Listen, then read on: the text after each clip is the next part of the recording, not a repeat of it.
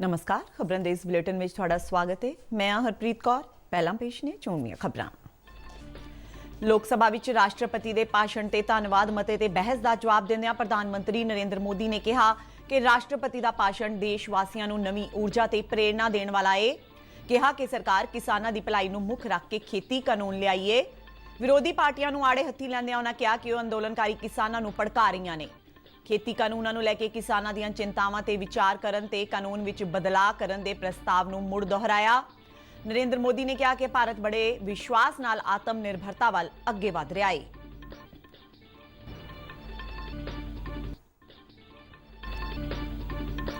प्रधानमंत्री नरेंद्र मोदी ने कहा कि स्थिर विकास का टीचा एकजुटता ते नवीनताकारी नाल ही हासिल किया जा सकता है। विश्व टिकाऊ विकास शिखर सम्मेलन नूं संबोधन करदिआं उन्हां कहा कि वातावरण ते जलवायु तब्दीली का सब तो ज्यादा असर गरीबां ते हुंदा है।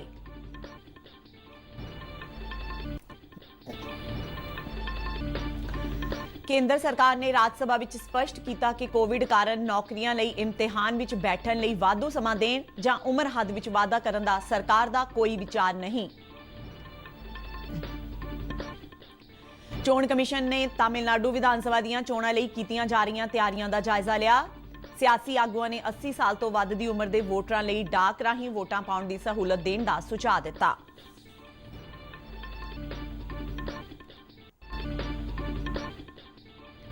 केंद्रीय वित्त ते कारपोरेट मामलिਆਂ बारे राज मंत्री अनुराग ठाकुर ने नौजवानों लई ICAI दा रोजगार आधारित प्रोजेक्ट लॉन्च किया।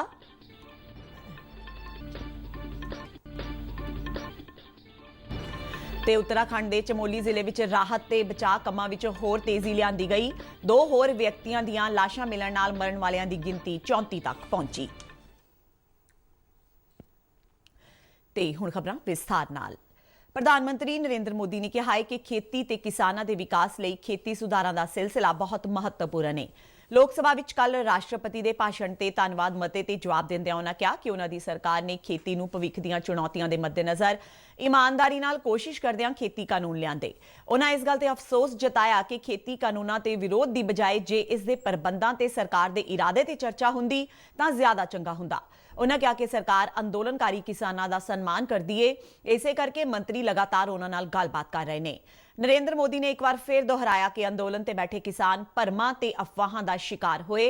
उन्हां फिर कहा कि जे कानूनां विच कोई कमी है तां बदलाव कीते जा सकदे ने ते सरकार नूं अजिहा करन विच कोई संकोच नहीं है। प्रधानमंत्री ने जोर दे के कहा कि खेती कानून लागू होने तो बाद ना ही कोई मंडी ते ना ही MSP बंद हुई, सगों MSP ते खरीदारी पहला नालों भी वधी है। मैं विशेष रूप से संकल्प शक्ति का परिचायक है। विकट और विपरीत काल में भी यह देश किस प्रकार से अपना रास्ता चुनता है, रास्ता तय करता है और रास्ते पर अचीव करता हुआ आगे बढ़ता है, ये सारी बातें विस्तार से राष्ट्रपति जी ने अपने अभिभाषण में कही है। उनका एक एक शब्द देशवासियों में एक नया विश्वास पैदा करने वाला है और हर किसी के दिल में देश के लिए कुछ करने की प्रेरणा जगाने वाला है।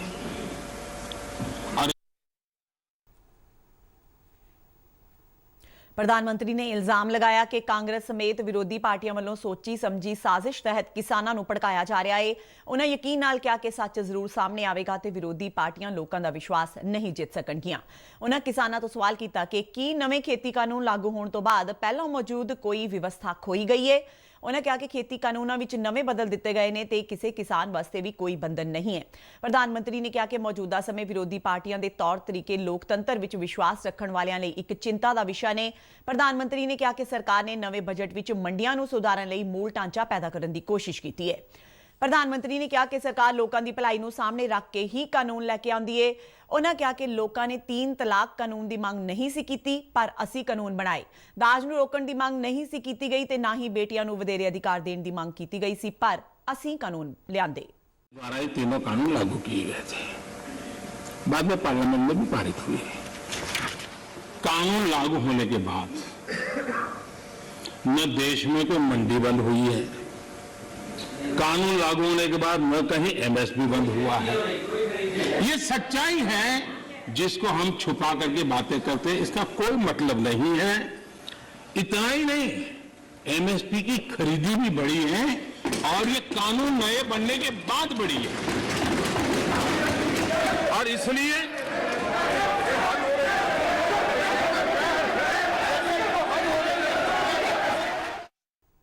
ਰਾਸ਼ਟਰਪਤੀ ਦੇ ਭਾਸ਼ਣ ਨੂੰ ਦੇਸ਼ ਵਾਸੀਆਂ ਲਈ ਪ੍ਰੇਰਣਾ ਤੇ ਨਵੀਂ ਊਰਜਾ ਦੇਣ ਵਾਲਾ ਦੱਸਦਿਆਂ ਪ੍ਰਧਾਨ ਮੰਤਰੀ ਨੇ ਕਿਹਾ ਕਿ ਦੇਸ਼ ਆਪਣੀ ਆਜ਼ਾਦੀ ਦੇ 75ਵੇਂ ਸਾਲ ਵਿੱਚ ਪ੍ਰਵੇਸ਼ ਕਰ ਰਿਹਾ ਹੈ ਤੇ ਦੇਸ਼ ਦੀ ਆਜ਼ਾਦੀ ਸਮੇਂ ਜੋ ਸ਼ੰਕੇ ਜ਼ਾਹਿਰ ਕੀਤੇ ਗਏ ਸਨ ਉਸ ਦੇ ਉਲਟ ਭਾਰਤ ਇੱਕ ਰਾਸ਼ਟਰ ਦੀ ਵਿਰਾਸਤ ਨੂੰ ਅੱਗੇ ਤੋਰ ਰਿਹਾ ਹੈ। ਉਹਨਾਂ ਕਿਹਾ ਕਿ ਭਾਰਤ ਭਿੰਨਤਾਵਾਂ ਭਰਿਆ ਦੇਸ਼ ਹੈ ਪਰ ਫਿਰ ਵੀ ਇੱਕ ਰਾਸ਼ਟਰ ਹੈ। ਪ੍ਰਧਾਨ ਮੰਤਰੀ ਨੇ ਕਿਹਾ ਕਿ ਅੱਜ ਭਾਰਤ ਆਤਮ ਨਿਰਭਰਤਾ ਵੱਲ ਅੱਗੇ ਵਧ ਰਿਹਾ ਹੈ। ਉਹਨਾਂ ਕਿਹਾ ਕਿ ਭਾਰਤ ਜਿੰਨਾ ਆਤਮ ਨਿਰਭਰ ਹੋਵੇਗਾ ਦੁਨੀਆ ਦਾ ਉਨਾ ਹੀ ਭਲਾ ਹੋਵੇਗਾ। ਭਾਰਤ ਵਿੱਚ ਕੋਰੋਨਾ ਉੱਤੇ ਜਿੱਤ ਦਾ ਜ਼ਿਕਰ ਕਰਦਿਆਂ ਪ੍ਰਧਾਨ ਮੰਤਰੀ ਨੇ ਕਿਹਾ ਕਿ ਔਖੇ ਸਮੇਂ ਵਿੱਚ ਸਾਡੇ ਡਾਕਟਰ ਤੇ ਨਰਸ ਲੋਕਾਂ ਵਾਸਤੇ ਭਗਵਾਨ ਬਣ ਕੇ ਆਏ। ਉਹਨਾਂ ਕਿਹਾ ਕਿ ਭਾਰਤ ਕੋਰੋਨਾ ਕਾਰਨ ਅਰਥ ਵਿਵਸਥਾ ਨੂੰ ਲੱਗੀ ਢਾਹ ਤੋਂ ਉੱਭਰ ਰਿਹਾ ਹੈ। ਉਹਨਾਂ ਕਿਹਾ ਕਿ ਸਰਕਾਰ ਨੇ ਆਧਾਰ ਤੇ ਜਨਧਨ ਖਾਤਿਆਂ ਉੱਤੇ ਕੰਮ ਕੀਤਾ ਤੇ ਇਸ ਨੇ ਕੋਰੋਨਾ ਸਮੇਂ ਵਿੱਚ ਬਹੁਤ ਮਦਦ ਕੀਤੀ। ਕੋਰੋਨਾ ਕਾਲ ਵਿੱਚ ਸਰਕਾਰ ਵੱਲੋਂ ਗਰੀਬਾਂ ਤੇ ਰੇਹੜੀ ਫੜੀ ਵਾਲਿਆਂ ਸਮੇਤ ਹੋਰ ਵੱਖ-ਵੱਖ ਵਰਗਾਂ ਲਈ ਲਿਆਂਦੀਆਂ ਗਈਆਂ ਸਕੀਮਾਂ ਦਾ ਪ੍ਰਧਾਨ ਮੰਤਰੀ ਨੇ ਉਚੇਚੇ ਤੌਰ ਤੇ ਜ਼ਿਕਰ ਕੀਤਾ। माननीय सदस्यों ने कोरोना की चर्चा की है। हमारे लिए संतोष का विषय है, गर्व का विषय है कि कोरोना के कारण कितनी बड़ी मुसीबत आएगी। जो दुनिया में अनुमान लगाए गए थे, बहुत बड़े बड़े एक्सपर्ट ने अनुमान लगाए थे, भारत में भी एक भय का वातावरण पैदा करने के लिए भरसक प्रयास भी हुए थे और एक अननोन एनिमी था, तो विश्वास से कोई कुछ नहीं कह सकता था, विश्वास से कुछ कोई कर भी नहीं सकता था। एक ऐसे अननोन एनिमी के खिलाफ लड़ना था और इतना बड़ा देश, इतना थिकली पॉपुलेटेड देश, इतनी कम व्यवस्थाओं वाला देश, दुनिया को शक होना बड़ा स्वाभाविक भी था, क्योंकि विश्व के बड़े बड़े देश कोरोना के सामने घुटने टेक चुके थे। तब भारत कैसे टिक पाएगा? और भारत एक बार हालत खराब हो गई तो विश्व को कोई नहीं बचा पाएगा, ये समीकरण भी लोग लगा रहे थे। ਪ੍ਰਧਾਨ ਮੰਤਰੀ ਨੇ ਕਿਹਾ ਕਿ ਸਰਕਾਰ ਨੇ ਸੁਧਾਰਾਂ ਲਈ ਕਈ ਕਦਮ ਚੁੱਕੇ। ਉਹਨਾਂ ਕਿਹਾ ਕਿ ਇਸ ਵੇਲੇ ਇਹਨਾਂ ਸੁਧਾਰਾਂ ਕਾਰਨ ਹੀ ਸਾਡੇ ਅੰਕੜੇ ਅਰਥ ਵਿਵਸਥਾ ਵਿੱਚ ਜੋਸ਼ ਪਾ ਰਹੇ ਨੇ। ਉਹਨਾਂ ਵਿਸ਼ਵਾਸ ਜ਼ਾਹਿਰ ਕੀਤਾ ਕਿ ਭਾਰਤ ਦੀ ਵਿਕਾਸ ਦਰ 2 ਦੇ ਅੰਕੜੇ ਤੱਕ ਜ਼ਰੂਰ ਪੁੱਜੇਗੀ। ਪ੍ਰਧਾਨ ਮੰਤਰੀ ਨਰਿੰਦਰ ਮੋਦੀ ਨੇ ਕਿਹਾ ਕਿ ਇਕਜੁੱਟਤਾ ਤੇ ਨਵੀਨਤਾਕਾਰੀ ਰਾਹੀਂ ਹੀ ਵਿਕਾਸ ਦਾ ਟੀਚਾ ਹਾਸਲ ਕੀਤਾ ਜਾ ਸਕਦਾ ਹੈ। ਕੱਲ ਵੀਡੀਓ ਕਾਨਫਰੰਸਿੰਗ ਰਾਹੀਂ ਵਿਸ਼ਵ ਵਿਆਪੀ ਟਿਕਾਊ ਵਿਕਾਸ ਸਿਖਰ ਸੰਮੇਲਨ 2021 ਦਾ ਉਦਘਾਟਨ ਕਰਦਿਆਂ ਪ੍ਰਧਾਨ ਮੰਤਰੀ ਨੇ ਕਿਹਾ ਕਿ ਲੋਕਾਂ ਦੀ ਸਿਹਤ ਤੇ ਸਵੱਛ ਵਾਤਾਵਰਣ ਇੱਕ ਦੂਜੇ ਨਾਲ ਜੁੜੇ ਹੋਏ ਨੇ ਤੇ ਇਹ ਦੋਵੇਂ ਹੀ ਸਾਡੇ ਭਵਿੱਖ ਦਾ ਫੈਸਲਾ ਕਰਨਗੇ। ਉਹਨਾਂ ਕਿਹਾ ਸਮੇਂ ਦੀ ਲੋੜ ਹੈ ਕਿ ਨੌਜਵਾਨਾਂ ਨੂੰ ਵੱਧ ਤੋਂ ਵੱਧ ਉਤਸ਼ਾਹਿਤ ਕੀਤਾ ਜਾਵੇ। ਪ੍ਰਧਾਨ ਮੰਤਰੀ ਨੇ ਕਿਹਾ ਕਿ ਨੌਜਵਾਨਾਂ ਦੀ ਸ਼ਕਤੀ ਤੇ ਊਰਜਾ ਚੰਗੇ ਨਤੀਜੇ ਦੇ ਸਕਦੀ ਹੈ। ਉਹਨਾਂ ਕਿਹਾ ਕਿ ਭਾਰਤ ਮਨੁੱਖੀ ਆਧਾਰਿਤ ਰੁਝਾਨ ਨੂੰ ਵਧੇਰੇ ਮਹੱਤਵ ਦਿੰਦਾ ਹੈ। ਉਹਨਾਂ ਕਿਹਾ ਕਿ ਵਾਤਾਵਰਣ ਤੇ ਜਲਵਾਯੂ ਵਿੱਚ ਤਬਦੀਲੀ ਨਾਲ ਸਭ ਤੋਂ ਜ਼ਿਆਦਾ ਗਰੀਬ ਲੋਕ ਪ੍ਰਭਾਵਿਤ ਹੁੰਦੇ ਨੇ। ਉਹਨਾਂ ਕਿਹਾ ਭਾਰਤ ਜਲਵਾਯੂ ਪਰਿਵਰਤਨ ਦੇ ਮੁੱਦੇ ਤੇ ਪੈਰਿਸ ਵਿੱਚ ਨਿਰਧਾਰਿਤ ਕੀਤੇ ਗਏ ਟੀਚੇ ਨੂੰ ਹਾਸਲ ਕਰਨ ਦੀ ਦਿਸ਼ਾ ਵੱਲ ਵਧ ਰਿਹਾ ਹੈ। ਉਹਨਾਂ ਕਿਹਾ ਕਿ ਢੁਕਵੀਂ ਜਲਵਾਯੂ ਦਾ ਅਰਥ ਵਿਕਾਸਸ਼ੀਲ ਦੇਸ਼ਾਂ ਨੂੰ ਵਿਸ਼ਵ ਵਿੱਚ ਉਹਨਾਂ ਦੀ ਭੂਮਿਕਾ ਤੇ ਜ਼ਿੰਮੇਵਾਰੀਆਂ ਨੂੰ ਸਮਝਣ ਲਈ ਵਧੇਰੇ ਉਤਸ਼ਾਹ ਦੇ ਸਕਦਾ ਹੈ। Through climate justice. At the root of climate justice is the principle of being large-hearted. Climate justice is also about thinking of the bigger and long-term picture. The sad reality is changes in the environment and natural disasters impact the poor the most. ਵਾਤਾਵਰਣ ਜੰਗਲਾਤ ਤੇ ਜਲਵਾਯੂ ਤਬਦੀਲੀ ਬਾਰੇ ਕੇਂਦਰੀ ਮੰਤਰੀ ਪ੍ਰਕਾਸ਼ ਜਾਵੜੇਕਰ ਨੇ ਮੁੜ ਤੋਂ ਦੁਹਰਾਇਆ ਕਿ ਪ੍ਰਧਾਨ ਮੰਤਰੀ ਨਰਿੰਦਰ ਮੋਦੀ ਦੀ ਅਗਵਾਈ ਹੇਠ ਭਾਰਤ ਵਿਸ਼ਵ ਵਿੱਚ ਜਲਵਾਯੂ ਪਰਿਵਰਤਨ ਦੇ ਮਾਮਲੇ ਵਿੱਚ ਵਿਸ਼ਵ ਦੀ ਅਗਵਾਈ ਕਰ ਰਿਹਾ ਹੈ ਤੇ ਭਾਰਤ ਸਮੇਂ ਤੋਂ ਪਹਿਲਾਂ ਹੀ ਜਲਵਾਯੂ ਬਾਰੇ ਕੀਤੇ ਗਏ ਵਾਅਦਿਆਂ ਨੂੰ ਪੂਰਾ ਕਰ ਲਵੇਗਾ। ਗੁਆਣਾ ਦੇ ਰਾਸ਼ਟਰਪਤੀ doctor Muhammad Irfan Ali, ਪਪੂਆ new guinea ਦੇ ਪ੍ਰਧਾਨ ਮੰਤਰੀ ਜੇਮਸ ਮਰਾਪੇ, ਮਾਲਦੀਵ ਦੀ ਪੀਪਲਜ਼ ਮਜਲਿਸ ਦੇ ਸਪੀਕਰ ਮੁਹੰਮਦ ਨਸ਼ੀਦ ਤੇ ਸੰਯੁਕਤ ਰਾਸ਼ਟਰ ਦੀ ਡਿਪਟੀ ਸਕੱਤਰ ਜਨਰਲ ਅਮੀਨਾ ਜੇ ਮੁਹੰਮਦ ਨੇ ਵੀ ਸੰਮੇਲਨ ਨੂੰ ਸੰਬੋਧਨ ਕੀਤਾ। ਇਸ ਸੰਮੇਲਨ ਦਾ ਵਿਸ਼ਾ ਸਾਡੇ ਸਾਂਝੇ ਭਵਿੱਖ ਦੀ ਮੁੜ ਵਿਆਖਿਆ, ਸਾਰਿਆਂ ਲਈ ਸੁਰੱਖਿਅਤ ਵਾਤਾਵਰਣ ਹੈ। ਕੇਂਦਰ ਨੇ ਕੱਲ ਰਾਜ ਸਭਾ ਵਿੱਚ ਸਪਸ਼ਟ ਕੀਤਾ ਕਿ ਸਰਕਾਰ ਦਾ ਵੱਖ-ਵੱਖ ਸਰਕਾਰੀ ਨੌਕਰੀਆਂ ਲਈ ਉਮੀਦਵਾਰਾਂ ਨੂੰ ਕੋਵਿਡ ਕਰਕੇ ਇਮਤਿਹਾਨ ਵਿੱਚ ਬੈਠਣ ਦਾ ਵਾਧੂ ਮੌਕਾ ਦੇਣ ਬਾਰੇ ਕੋਈ ਵੀ ਪ੍ਰਸਤਾਵ ਵਿਚਾਰ ਅਧੀਨ ਨਹੀਂ ਹੈ। ਸਦਨ ਵਿੱਚ ਐਨਸੀਪੀ ਮੈਂਬਰ ਫੌਜ਼ੀਆ ਖਾਨ ਵੱਲੋਂ ਪੁੱਛੇ ਗਏ ਪੂਰਕ ਸਵਾਲ ਦੇ ਜਵਾਬ ਵਿੱਚ ਸਮਾਜਿਕ ਨਿਆਂ ਤੇ ਸ਼ਕਤੀਕਰਨ ਰਾਜ ਮੰਤਰੀ ਕ੍ਰਿਸ਼ਨਪਾਲ ਗੁੱਜਰ ਨੇ ਕਿਹਾ ਕਿ ਕੋਵਿਡ ਕਾਰਨ ਨੌਕਰੀਆਂ ਲਈ ਉਮਰ ਹੱਦ ਵਿੱਚ ਕੋਈ ਰਿਆਇਤ ਜਾਂ ਮੁੜ ਪ੍ਰੀਖਿਆ ਦੇਣ ਦੀ ਇਜਾਜ਼ਤ ਦੇ ਸੰਬੰਧ ਵਿੱਚ ਕੋਈ ਪ੍ਰਸਤਾਵ ਨਹੀਂ ਹੈ। ਇੱਕ ਹੋਰ ਸਵਾਲ ਦੇ ਜਵਾਬ ਵਿੱਚ ਮੰਤਰੀ ਨੇ ਦੱਸਿਆ ਕਿ ਕੇਂਦਰ ਵੱਲੋਂ ਸਾਰੇ ਸੂਬਿਆਂ ਨੂੰ ਆਰਥਿਕ ਤੌਰ ਤੇ ਕਮਜ਼ੋਰ ਵਰਗਾਂ ਲਈ ਰਾਖਵਾਂਕਰਨ ਨੂੰ ਲਾਗੂ ਕਰਨ ਬਾਰੇ ਕਿਹਾ ਗਿਆ ਹੈ ਤੇ ਉਮੀਦ ਕੀਤੀ ਜਾ ਰਹੀ ਹੈ ਕਿ ਸੂਬੇ ਇਨ੍ਹਾਂ ਪ੍ਰਬੰਧਾਂ ਨੂੰ ਛੇਤੀ ਤੋਂ ਛੇਤੀ ਲਾਗੂ ਕਰਨਗੇ। ਚੋਣ ਕਮਿਸ਼ਨ ਨੇ ਤਾਮਿਲਨਾਡੂ ਵਿਧਾਨ ਸਭਾ ਦੀਆਂ ਆਉਂਦੀਆਂ ਚੋਣਾਂ ਲਈ ਤਿਆਰੀਆਂ ਦਾ ਜਾਇਜ਼ਾ ਲਿਆ। ਚੇਨਈ ਵਿੱਚ ਕੱਲ ਮੁੱਖ ਚੋਣ ਕਮਿਸ਼ਨਰ ਸੁਨੀਲ ਅਰੋੜਾ, ਦੋ ਚੋਣ ਕਮਿਸ਼ਨਰਾਂ ਸੁਸ਼ੀਲ ਚੰਦਰ, ਰਾਜੀਵ ਕੁਮਾਰ ਤੇ ਸਕੱਤਰ ਜਨਰਲ ਉਮੇਸ਼ ਸਿਨਹਾ ਨੇ ਸੂਬੇ ਦੀਆਂ ਕਈ ਸਿਆਸੀ ਪਾਰਟੀਆਂ ਦੇ ਨੇਤਾਵਾਂ ਨਾਲ ਗੱਲਬਾਤ ਕੀਤੀ। ਸਿਆਸੀ ਪਾਰਟੀ ਦੇ ਨੁਮਾਇੰਦਿਆਂ ਨੇ ਕਮਿਸ਼ਨ ਨੂੰ ਅਪੀਲ ਕੀਤੀ ਕਿ ਸੂਬੇ ਵਿੱਚ ਇੱਕੋ ਗੇੜ ਵਿੱਚ ਚੋਣਾਂ ਕਰਵਾਈਆਂ ਜਾਣ। ਮਗਰੋਂ ਪੱਤਰਕਾਰਾਂ ਨਾਲ ਗੱਲਬਾਤ ਕਰਦਿਆਂ ਇਹਨਾਂ ਨੁਮਾਇੰਦਿਆਂ ਨੇ ਕਿਹਾ ਕਿ ਉਹਨਾਂ ਨੇ ਕਮਿਸ਼ਨ ਨੂੰ ਸੁਝਾਅ ਦਿੱਤਾ ਹੈ ਕਿ 80 ਸਾਲ ਤੋਂ ਵੱਧ ਦੀ ਉਮਰ ਦੇ ਵੋਟਰਾਂ ਨੂੰ ਡਾਕ ਰਾਹੀਂ ਵੋਟਾਂ ਦੀ ਸਹੂਲਤ ਦਿੱਤੀ ਜਾਵੇ।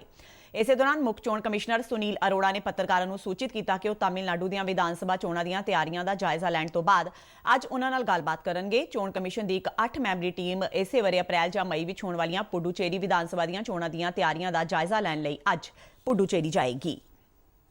ਵਿੱਤ ਤੇ ਕਾਰਪੋਰੇਟ ਮਾਮਲਿਆਂ ਬਾਰੇ ਕੇਂਦਰੀ ਰਾਜ ਮੰਤਰੀ ਅਨੁਰਾਗ ਠਾਕੁਰ ਨੇ ਕਿਹਾ ਹੈ ਕਿ ਨੌਜਵਾਨ ਦੇਸ਼ ਦਾ ਭਵਿੱਖ ਨੇ ਤੇ ਉਹਨਾਂ ਨੂੰ ਚੰਗੀ ਸਿੱਖਿਆ ਹਾਸਲ ਕਰਨੀ ਚਾਹੀਦੀ ਹੈ ਤਾਂ ਜੋ ਉਹ ਇੱਕ ਵਧੀਆ ਤੇ ਉਦੇਸ਼ਪੂਰਨ ਜ਼ਿੰਦਗੀ ਬਤੀਤ ਕਰ ਸਕਣ। ਹਿਮਾਚਲ ਪ੍ਰਦੇਸ਼ ਦੇ ਨੌਜਵਾਨਾਂ ਨੂੰ ਰੁਜ਼ਗਾਰ ਤੇ ਸਵੈ ਰੁਜ਼ਗਾਰ ਦੇ ਮੌਕੇ ਉਪਲਬਧ ਕਰਾਉਣ ਲਈ ਭਾਰਤੀ institute of chartered accountants ICAI ਦੇ ਇੱਕ ਮੁੱਖ ਪ੍ਰੋਜੈਕਟ ਨੂੰ ਲਾਂਚ ਕਰਦਿਆਂ ਉਹਨਾਂ ਕਿਹਾ ਕਿ ਇਸ ਪ੍ਰੋਜੈਕਟ ਨਾਲ ਨੌਜਵਾਨਾਂ ਦੇ ਹੁਨਰ ਵਿਕਾਸ ਵਿੱਚ ਵਾਧਾ ਹੋਵੇਗਾ ਤੇ ਉਹ ਸਵੈ ਰੁਜ਼ਗਾਰ ਦੇ ਮੌਕੇ ਹਾਸਲ ਕਰ ਸਕਣਗੇ। ਦੇਸ਼ ਵਿੱਚ ਹੁਣ ਤੱਕ 66,11,000 ਤੋਂ ਵੱਧ ਲੋਕਾਂ ਦਾ ਕੋਵਿਡ ਟੀਕਾਕਰਨ ਹੋ ਚੁੱਕਾ ਹੈ। ਕੇਂਦਰੀ ਸਿਹਤ ਮੰਤਰਾਲਾ ਅਨੁਸਾਰ ਬੀਤੇ ਦਿਨ 3,52,000 ਤੋਂ ਵੱਧ ਲੋਕਾਂ ਦਾ ਟੀਕਾਕਰਨ ਹੋਇਆ। ਮੰਤਰਾਲਾ ਨੇ ਕਿਹਾ ਹੈ ਕਿ ਭਾਰਤ ਪਿਛਲੇ 24 ਦਿਨਾਂ ਵਿੱਚ ਕੋਵਿਡ-19 ਟੀਕਾਕਰਨ ਦੇ ਮਾਮਲੇ ਵਿੱਚ ਤੇਜ਼ੀ ਨਾਲ 60 ਲੱਖ ਤੋਂ ਵੱਧ ਲੋਕਾਂ ਨੂੰ ਟੀਕਾ ਲਗਾਉਣ ਵਾਲਾ ਵਿਸ਼ਵ ਦਾ ਪਹਿਲਾ ਦੇਸ਼ ਬਣ ਗਿਆ ਹੈ। ਮੰਤਰਾਲਾ ਨੇ ਕਿਹਾ ਕਿ ਅਮਰੀਕਾ ਨੇ 60 ਲੱਖ ਲੋਕਾਂ ਨੂੰ ਟੀਕਾ ਲਗਾਉਣ ਦੇ ਟੀਚੇ ਤੱਕ ਪਹੁੰਚਣ ਲਈ 26 ਦਿਨਾਂ ਦਾ ਸਮਾਂ ਲਿਆ, ਜਦਕਿ ਬਰਤਾਨੀਆ ਨੇ 60 ਲੱਖ ਲੋਕਾਂ ਦਾ ਟੀਕਾਕਰਨ ਕਰਨ ਵਿੱਚ 46 ਦਿਨਾਂ ਦਾ ਸਮਾਂ ਲਿਆ। ਉਹਨਾਂ ਦੱਸਿਆ ਕਿ 16 ਜਨਵਰੀ ਤੋਂ ਸ਼ੁਰੂ ਹੋਈ ਟੀਕਾਕਰਨ ਦੀ ਮੁਹਿੰਮ ਤੋਂ ਹੁਣ ਤੱਕ 66 ਲੱਖ ਤੋਂ ਵੱਧ ਲਾਭਪਾਤਰੀਆਂ ਨੂੰ ਟੀਕਾ ਲਗਾਇਆ ਜਾ ਚੁੱਕਾ ਹੈ। ਉੱਤਰਾਖੰਡ ਦੇ ਚਮੋਲੀ ਜ਼ਿਲ੍ਹੇ ਵਿੱਚ ਗਲੇਸ਼ੀਅਰ ਫਟਣ ਮਗਰੋਂ ਆਏ ਅਚਨਚੇਤੀ ਹੜ੍ਹਾਂ ਨਾਲ ਪ੍ਰਭਾਵਿਤ ਲੋਕਾਂ ਦੇ ਬਚਾਅ ਕਾਰਜਾਂ ਵਿੱਚ ਹੋਰ ਤੇਜ਼ੀ ਲਿਆਂਦੀ ਗਈ ਹੈ। ਜਲ ਸੈਨਾ, ਭਾਰਤੀ ਫੌਜ ਤੇ ਹੋਰ ਕਈ ਬਲਾਂ ਦੇ 800 ਤੋਂ ਵੱਧ ਜਵਾਨਾਂ ਦੀਆਂ ਟੀਮਾਂ ਨੇ ਕੱਲ ਸਾਰਾ ਦਿਨ ਇਹਨਾਂ ਹੜ੍ਹਾਂ ਵਿੱਚ ਲਾਪਤਾ ਹੋਏ ਲੋਕਾਂ ਦੀ ਤਲਾਸ਼ ਜਾਰੀ ਰੱਖੀ। ਦੋ ਹੋਰ ਵਿਅਕਤੀਆਂ ਦੀਆਂ ਲਾਸ਼ਾਂ ਬਰਾਮਦ ਹੋਣ ਨਾਲ ਮਰਨ ਵਾਲਿਆਂ ਦੀ ਗਿਣਤੀ 34 ਹੋ ਗਈ ਹੈ, ਜਦਕਿ 170 ਵਿਅਕਤੀ ਅਜੇ ਵੀ ਲਾਪਤਾ ਨੇ, ਜਿਨ੍ਹਾਂ ਵਿੱਚੋਂ ਕੁਝ ਦੇ ਸੁਰੰਗ ਵਿੱਚ ਫਸੇ ਹੋਣ ਦਾ ਖਦਸ਼ਾ ਜ਼ਾਹਰ ਕੀਤਾ ਜਾ ਰਿਹਾ ਹੈ। ਇਹਨਾਂ ਲੋਕਾਂ ਤੱਕ ਪਹੁੰਚਣ ਲਈ ਵੱਡੇ ਪੱਥਰਾਂ ਤੇ ਗਾਰੇ ਵਿੱਚੋਂ ਜਾਣ ਦੀਆਂ ਕੋਸ਼ਿਸ਼ਾਂ ਕੱਲ ਲਗਾਤਾਰ ਚੌਥੇ ਦਿਨ ਵੀ ਜਾਰੀ ਰਹੀਆਂ। ਬਚਾਅ ਟੀਮਾਂ ਸੁਰੰਗ ਦੇ ਕੋਈ 120 ਮੀਟਰ ਅੰਦਰ ਤੱਕ ਹੀ ਜਾ ਸਕੀਆਂ ਤੇ ਪਾਣੀ ਦੇ ਪਿੱਛੇ ਮੁੜਨ ਨਾਲ ਕੰਮ ਹੋਰ ਔਖਾ ਹੋ ਗਿਆ ਹੈ। ITBP ਦੇ ਡਾਇਰੈਕਟਰ ਜਨਰਲ ਨੇ ਦੱਸਿਆ ਕਿ ਅਜਿਹੀਆਂ ਰਿਪੋਰਟਾਂ ਆ ਰਹੀਆਂ ਨੇ ਕਿ ਸੁਰੰਗ ਵਿੱਚ ਫਸੇ ਵਰਕਰ ਤਕਰੀਬਨ 120 ਮੀਟਰ ਦੀ ਦੂਰੀ ਤੱਕ ਅੰਦਰ ਨੇ। ਉਹਨਾਂ ਉਮੀਦ ਜ਼ਾਹਰ ਕੀਤੀ ਕਿ ਬਚਾਅ ਟੀਮਾਂ ਜਲਦੀ ਹੀ ਉਹਨਾਂ ਤੱਕ ਪਹੁੰਚ ਜਾਣਗੀਆਂ। ਉਹਨਾਂ ਕਿਹਾ ਕਿ ਖਰਾਬ ਮੌਸਮ ਕਾਰਨ ਰਾਹਤ ਕੰਮ ਪ੍ਰਭਾਵਿਤ ਹੋਏ ਨੇ, ਕਿਉਂ ਜੋ ਹੈਲੀਕਾਪਟਰਾਂ ਦੇ ਉਡਾਨ ਨਾ ਭਰ ਸਕਣ ਕਾਰਨ ਰਾਹਤ ਸਮੱਗਰੀ ਪ੍ਰਭਾਵਿਤ ਗੁਆਂਢੀ ਪਿੰਡਾਂ ਤੱਕ ਨਹੀਂ ਪਹੁੰਚਾਈ ਜਾ ਸਕੀ। ਵਿਗਿਆਨੀਆਂ ਦੀ ਇੱਕ ਟੀਮ ਵੀ ਕੁਦਰਤੀ ਆਫਤ ਵਾਲੀ ਥਾਂ ਦਾ ਜਾਇਜ਼ਾ ਲੈਣ ਲਈ ਦੇਹਰਾਦੂਨ ਤੋਂ ਚਮੋਲੀ ਜ਼ਿਲ੍ਹੇ ਵਿੱਚ ਪਹੁੰਚ ਗਈ ਹੈ। ਜੰਮੂ ਕਸ਼ਮੀਰ ਦੇ ਰਿਆਸੀ ਤੇ ਸਾਂਬਾ ਜ਼ਿਲ੍ਹਿਆਂ ਦੀਆਂ ਜ਼ਿਲ੍ਹਾ ਵਿਕਾਸ ਪ੍ਰੀਸ਼ਦਾਂ ਦੇ ਮੁਖੀਆਂ ਤੇ ਉਪ ਮੁਖੀਆਂ ਦੀ ਚੋਣ ਕਰਵਾਈ ਗਈ। ਰਿਆਸੀ ਜ਼ਿਲ੍ਹੇ ਦੀ ਪ੍ਰੀਸ਼ਦ ਦੇ ਮੈਂਬਰਾਂ ਨੇ ਭਾਰਤੀ ਜਨਤਾ ਪਾਰਟੀ ਦੇ ਪੋਮਾਗ ਹਲਕੇ ਤੋਂ ਪ੍ਰੀਸ਼ਦ ਦੇ ਮੈਂਬਰ ਸਰਾਪ ਸਿੰਘ ਨੂੰ ਚੇਅਰਪਰਸਨ ਤੇ ਗੁਲਾਬਗੜ੍ਹ ਹਲਕੇ ਤੋਂ ਪ੍ਰੀਸ਼ਦ ਦੀ ਆਜ਼ਾਦ ਮੈਂਬਰ ਸਜਦਾ ਕਾਦਰ ਨੂੰ ਵਾਈਸ ਚੇਅਰਪਰਸਨ ਚੁਣਿਆ ਗਿਆ। ਸਾਂਬਾ ਵਿੱਚ ਕੇਸ਼ਵ ਦੱਤ ਤੇ ਬਲਵਾਨ ਸਿੰਘ ਨੂੰ ਬਿਨਾਂ ਮੁਕਾਬਲਾ ਲੜੀਵਾਰ ਚੇਅਰਪਰਸਨ ਤੇ ਵਾਈਸ ਚੇਅਰਮੈਨ ਚੁਣਿਆ ਗਿਆ। ਮੋਗਾ ਦੇ ਸ਼ਹੀਦ ਭਗਤ ਸਿੰਘ ਨਗਰ ਵਾਰਡ ਨੰਬਰ 9 ਵਿੱਚ ਮਿਊਨਿਸਪਲ ਚੋਣਾਂ ਲਈ ਪ੍ਰਚਾਰ ਦੌਰਾਨ ਹੋਈ ਹਿੰਸਾ ਤੇ ਭਾਜੜ ਕਾਰਨ 2 ਵਿਅਕਤੀਆਂ ਦੀ ਮੌਤ ਹੋ ਗਈ। ਪ੍ਰਸਾਰ ਭਾਰਤੀ ਦੀ ਪ੍ਰਤੀਨਿਧੀ ਨੇ ਦੱਸਿਆ ਹੈ ਕਿ ਸ਼੍ਰੋਮਣੀ ਅਕਾਲੀ ਦਲ ਦੀ ਉਮੀਦਵਾਰ ਕੁਲਵਿੰਦਰ ਕੌਰ ਆਪਣੇ ਸਮਰਥਕਾਂ ਨਾਲ ਚੋਣ ਪ੍ਰਚਾਰ ਤੇ ਸੀ, ਜਦ ਕਾਂਗਰਸੀ ਉਮੀਦਵਾਰ ਪਰਮਜੀਤ ਕੌਰ ਸਿੱਧੂ ਦੇ ਪਤੀ ਨਰਿੰਦਰਪਾਲ ਸਿੰਘ ਸਿੱਧੂ ਆਪਣੇ ਸਮਰਥਕਾਂ ਨਾਲ ਉੱਥੇ ਆ ਗਏ ਤੇ ਦੋਵੇਂ ਧਿਰਾਂ ਦਾ ਆਪਸ ਵਿੱਚ ਤਕਰਾਰ ਹੋ ਗਿਆ। ਇਹ ਤਕਰਾਰ ਉਸ ਸਮੇਂ ਹਿੰਸਕ ਹੋ ਗਿਆ ਜਦੋਂ ਦੋਵਾਂ ਪਾਰਟੀਆਂ ਦੇ ਸਮਰਥਕ ਇਕੱਠੇ ਹੋਣੇ ਸ਼ੁਰੂ ਹੋ ਗਏ। ਇਸ ਦੌਰਾਨ ਕੁਝ ਵਿਅਕਤੀਆਂ ਵੱਲੋਂ ਗੱਡੀਆਂ ਦੀ ਭੰਨਤੋੜ ਕਰਨ ਉਪਰੰਤ ਕਾਂਗਰਸੀ ਆਗੂਆਂ ਨੇ ਆਪਣੀਆਂ ਗੱਡੀਆਂ ਭਜਾ ਲਈਆਂ, ਪਰ ਇਹਨਾਂ ਗੱਡੀਆਂ ਦੀ ਲਪੇਟ ਵਿੱਚ ਕੁਝ ਵਿਅਕਤੀ ਆ ਗਏ, ਜਿਨ੍ਹਾਂ ਵਿੱਚੋਂ 2 ਵਿਅਕਤੀਆਂ ਦੀ ਮੌਤ ਹੋ ਗਈ। ਮ੍ਰਿਤਕਾਂ ਦੀ ਪਛਾਣ ਸਾਬਕਾ ਸਰਪੰਚ ਜਗਦੀਪ ਸਿੰਘ ਭੋਲਾ ਤਾਰੇਵਾਲਾ ਤੇ ਸ਼ਹੀਦ ਭਗਤ ਸਿੰਘ ਨਗਰ ਨਿਵਾਸੀ ਹਰਮਿੰਦਰ ਸਿੰਘ ਗਿੱਲ ਵਜੋਂ ਹੋਈ ਹੈ। ਪੁਲਿਸ ਵੱਲੋਂ 9 ਦੋਸ਼ੀਆਂ ਵਿਰੁੱਧ ਧਾਰਾ 302, 323, 188 ਤੇ 120B ਅਧੀਨ ਮੁਕੱਦਮੇ ਦਰਜ ਕਰ ਲਏ ਗਏ ਨੇ। ਇਹ ਆਲਮੋਸਟ ਇੱਕਦਮ ਹੀ ਆਲ ਆਫ ਅ ਸਡਨ ਹੋਈ ਸੀ। ਉਹਦੇ 'ਚ ਜੋ ਵੀ ਸਾਨੂੰ ਜਿਹੜੀ ਪਾਰਟੀ ਦੇ ਬੰਦਿਆਂ ਦੇ ਦੋਵਾਂ ਦੇ ਜਿਹੜੇ ਗੱਡੀ ਉੱਪਰ ਚੜ੍ਹਨ ਦੇ ਨਾਲ 3 ਬੰਦੇ ਜ਼ਖਮੀ ਹੋਏ ਸੀ, ਦੋਵਾਂ ਦੀ ਜਿਹੜੀ ਇੱਕ ਦੀ DMC 'ਚ ਡੈਥ ਹੋਈ, ਇੱਕ ਦੀ ਸਿਵਲ ਹਸਪੀਟਲ 'ਚ। ਉਸ ਸੰਬੰਧ ਸਾਡਾ ਜਿਹੜਾ ਮੁਕੱਦਮਾ ਸੀਗਾ ਅਸੀਂ ਉਹ ਜਿਹੜੀਆਂ ਵੀ ਯੋਗ ਧਾਰਾਵਾਂ ਸੀ ਉਹਦੇ ਤਹਿਤ ਦਰਜ ਕੀਤਾ ਔਰ ਜਿਹੜੀ ਧਿਰ ਦੇ ਇਸ ਦੇ ਨਾਲ ਹੀ ਖਬਰਾਂ ਦਾ ਇਹ ਬੁਲੇਟਿਨ ਖਤਮ ਹੁੰਦਾ ਹੈ। ਆਗਿਆ ਦਿਓ, ਨਮਸਕਾਰ।